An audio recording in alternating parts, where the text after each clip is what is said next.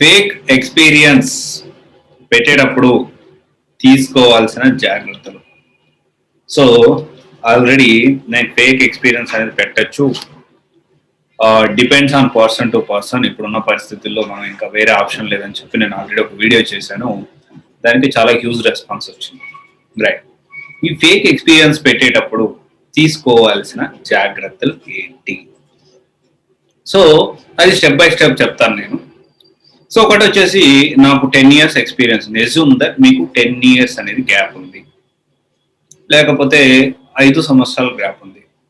ఇక్కడ మీరు ఆలోచించాల్సిన విషయం ఏంటి అంటే, నాకు 10 సంవత్సరాలు ఉంది, నేను 10 సంవత్సరాలు ఫేక్ పెట్టాలా అంటే పెట్టకూడదు. ఎందుకంటే మీరు ఎక్కువ ఎక్స్పీరియన్స్ పెట్టే కొద్దీ, మీరు ఇయర్స్ అనేది పెంచుకుంటా ఎక్స్పీరియన్స్ పెట్టే కొద్దీ మీకు ఇంటర్వ్యూ టఫ్ అవుతుంది. At the same time interview tough అవుతుంది. ఎట్ ద సేమ్ టైం మీ నుంచి ఎక్స్పెక్టేషన్స్ కూడా కంపెనీకి అదే రేంజ్ లో ఉంటాయి. సో ఒకవేళ మీరు ఎక్స్పీరియన్స్ పెట్టాలనుకుంటే, రెజ్యూమ్ దట్, మీకు ఎగ్జాంపుల్ చెప్తున్నాను. ఒక 10 సంవత్సరాలు లేకపోతే ఒక 7 సంవత్సరాల గ్యాప్ ఉంది. ఈ గ్యాప్ ని ఎలా ఫిల్ చేసుకోవాలి అంటే, ఫస్ట్ 2 సంవత్సరాలు ఏదో టీచింగ్ ఫీల్డ్ లో, లేకపోతే ఇంకోటి చేస్తున్నట్టు, వర్క్ చేస్తున్నట్టు, లేకపోతే గవర్నమెంట్ ఎగ్జామ్స్ ప్రిపేర్ అయినట్టు పెట్టుకోవచ్చు. తర్వాత 2-3 సంవత్సరాలు నాన్ ఐటీ సైడ్ వర్క్ చేస్తున్నట్టు పెట్టుకోవచ్చు. ఆ తర్వాత 3-4 సంవత్సరాలు మాత్రమే మీరు పెట్టుకోవాలి. సో ఎందుకంటే ఇప్పుడు 3-4 సంవత్సరాల కంటే ఎక్కువ పెట్టుకున్నారు అనుకోండి, కంపెనీలో ఏ విధంగా మనకి ఆ ఎక్స్పెక్టేషన్స్ కూడా అదే విధంగా పెరుగుతాయి. ఆ ఎక్స్పెక్టేషన్ పెరిగినప్పుడు, ఆ ఎక్స్పెక్టేషన్ మనం రీచ్ అవ్వలేకపోయినప్పుడు డెఫినెట్ గా మనం కంపెనీ నుంచి అవుట్ అయిపోతాం. సో ఇది చాలా ప్రాబ్లమాటిక్ అనమాట. సో అందుకే నేనేం చెప్తానంటే, మీకు ఎన్ని సంవత్సరాలు, ఇదొక పాయింట్ తీసుకోవాల్సిన ముఖ్యమైన ఇంపార్టెంట్ ఏంటి అంటే, ఈ కెరీర్ గ్యాప్ ని 10 సంవత్సరాలు, 7 సంవత్సరాలు, 8 సంవత్సరాలు, అన్ని సంవత్సరాలు కాకుండా మీకున్న కెపాసిటీని బట్టి, మీకున్న క్యాపబిలిటీని బట్టి ఎక్కువ కాకుండా ఒక 3-4 సంవత్సరాలు పెడితే మీరు సేఫ్ జోన్ లో ఉంటారు. రైట్. సెకండ్ విషయం, చాలా మంది ఒక 6 సంవత్సరాల తర్వాత వచ్చేసేసి నాకు డేటా సైన్స్ కోర్స్ ఇష్టం, నాకు ఆర్టిఫిషియల్ ఇంటెలిజెన్స్ అంటే ఇష్టం, లేకపోతే నాకు జావా అంటే ఇష్టం, లేకపోతే నాకు పైథాన్ అంటే ఇష్టం, లేకపోతే నాకు ఇంకోటి ఇష్టం అని చెప్పి నా దగ్గర సినారియోస్ వస్తూ ఉంటాయి. సో నేనేం చెప్తానంటే, మీరు ఒకవేళ ఇంత కెరీర్ గ్యాప్ ఉన్నప్పుడు మీకు చాయిసెస్ అనేవి తక్కువ ఉంటాయి. నేను ఇంత నాకు ఇంట్రెస్ట్ ఉంది, నేను ఏదో చేసేస్తాను, నాకు ఈ టెక్నాలజీలోనే నేను వెళ్తాను, ఈ కాన్సెప్ట్ అనేది పక్కన పెట్టేసాను. మీరు ఆలోచించాల్సిన విషయం ఏంటి అంటే, నేను బ్యాలెన్స్డ్గా ఉండాలి. ఇప్పుడున్న ప్రజెంట్ సినారియోలో ఇంత కెరీర్ గ్యాప్ ఉంది కాబట్టి కొంచెం డిఫికల్టీ తక్కువ ఉన్నది.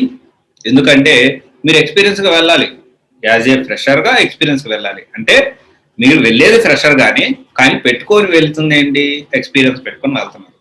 మరి టెక్నాలజీ అనేది ఎలా ఉండాలి, యావరేజ్గా ఉండాలి. మరి ఎక్కువ, మరి టఫ్ కాకుండా, అలా అని చెప్పి మరీ తక్కువ టెక్నాలజీ కాకుండా యావరేజ్ టెక్నాలజీ. నెక్స్ట్ కనీసం ఒక 7-8 సంవత్సరాలు ఈ టెక్నాలజీ ఉంటుందా లేదా అని చెప్పి ఒక అనాలిసిస్ చేసుకొని ఆ టెక్నాలజీని మీరు తీసుకోవాలి. Point number 2. రైట్. చాలా మంది ఈ 2 అయిపోయింది. ఎక్స్పీరియన్స్ అంటే ఆఫర్ లెటర్, రిలీవింగ్ లెటర్ అయినా.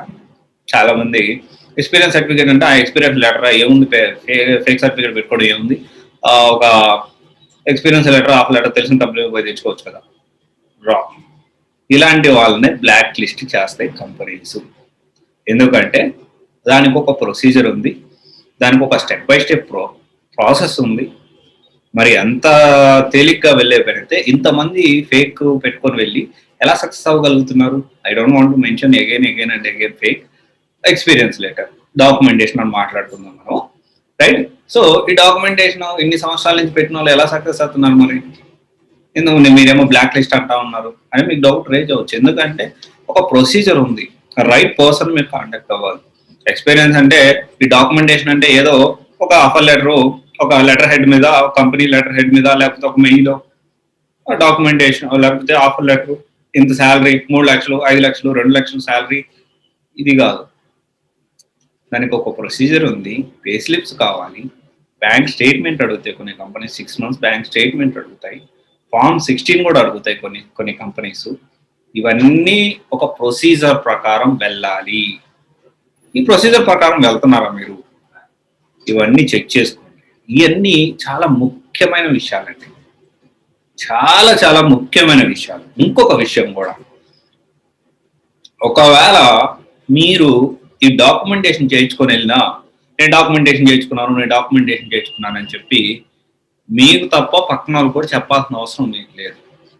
ఇది కొంచెం మీరు సెల్ఫ్గా కంట్రోల్లో ఉంటే చాలా మంచిదండి. చెప్పలేము, ఇప్పుడు పరిస్థితి ఎంత బాగున్నంత వరకు ఓకే, ఎలాంటి ప్రాబ్లం రాదు, కానీ ఎందుకు ప్రచారం చేసుకోవాల్సిన అవసరం లేదు కదా, ఇది ఒకసారి కూడా ఆలోచించండి. ఈ సోషల్ మీడియాలో ఎస్పెషల్లీ లింక్డ్ఇన్ లో కూడా ఇవన్నీ జాగ్రత్తలు అండి, ఇవన్నీ తీసుకోవాల్సిన జాగ్రత్తలు. లింక్డ్ఇన్ లో కూడా చాలా చాలా చాలా మీకు అప్డేటెడ్గా అన్ని అప్డేట్ చేసుకొని ఒక ప్లాన్ ప్రకారం వెళ్ళండి. ఇవి ఎవ్రీథింగ్ స్టెప్ బై స్టెప్ చాలా జాగ్రత్తగా వెళ్ళి జాబ్లోకి వచ్చిన తర్వాత అప్పుడు మళ్ళీ టెక్నాలజీ ఇవన్నీ జాగ్రత్తలు, టెక్నాలజీ మీద కూడా మీరు గుర్తు తెచ్చుకుంటే సర్వే అవ్వడం పెద్ద విషయం కాదు. చాలా మంది దీని నుంచి వెళ్ళిన వాళ్ళు చాలా ప్రాబ్లం ఫేస్ చేశారు. కేవలం వాళ్ళ ఎజంప్షన్ అండి.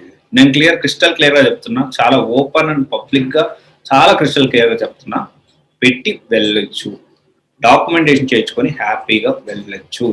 చాలా క్లియర్గా చెప్తున్నా. చాలా మందిని చాలా మంది ఎగ్జాంపుల్స్ ఉన్నారు.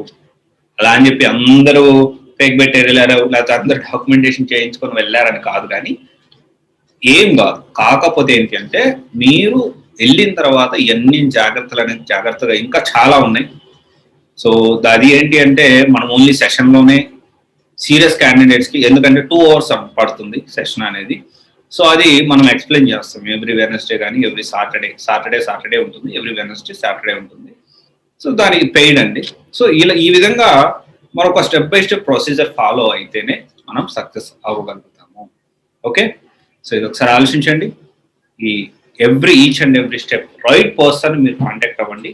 మీ ఇష్టం, మీరు ఎక్కడైనా కాంటాక్ట్ అవ్వచ్చు, బట్ రైట్ పర్సన్ కాంటాక్ట్ అవ్వండి, అన్ని చెక్ చేసుకోండి. ఓకేనా? Right, thank you. This is Raj signing off. COIC Guidance Private Limited, one-stop solution for all job-oriented courses. Thank you.